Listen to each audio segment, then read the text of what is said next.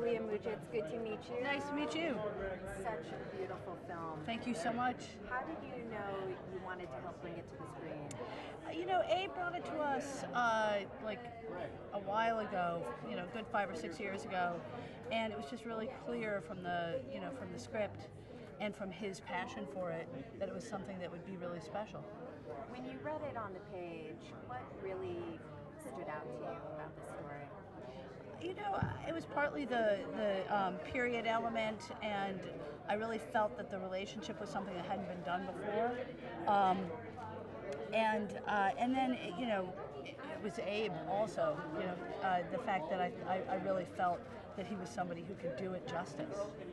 I mean, the performances were so beautiful.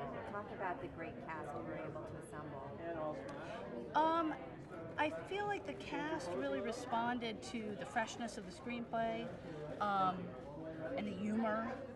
And in some ways, I feel like it harkens back to some of the early movies I made, like Hedwig and Boys Don't Cry, that had that real kind of cutting edge sensibility about gay and lesbian youth, which we haven't seen for a long time. I mean, talk about Clark. I mean, he goes through such a transformation in the movie and becomes so empowered. I mean, is it still a really current, his experience still very current? At the end of the day, I think that Dirty Girl you can say it's about growing up in the 80s. You can say it's about growing up, gay and lesbian, but at the end of the day, it's really just about growing up. And that's kind of what's so amazing about Jeremy's performance as Clark. I cannot believe this is his first movie. He's so fantastic. So assured. Yeah, so confident. He's incredible. Just talk about also the themes of friendship and seeking your identity, carving out a place for yourself. Well, again,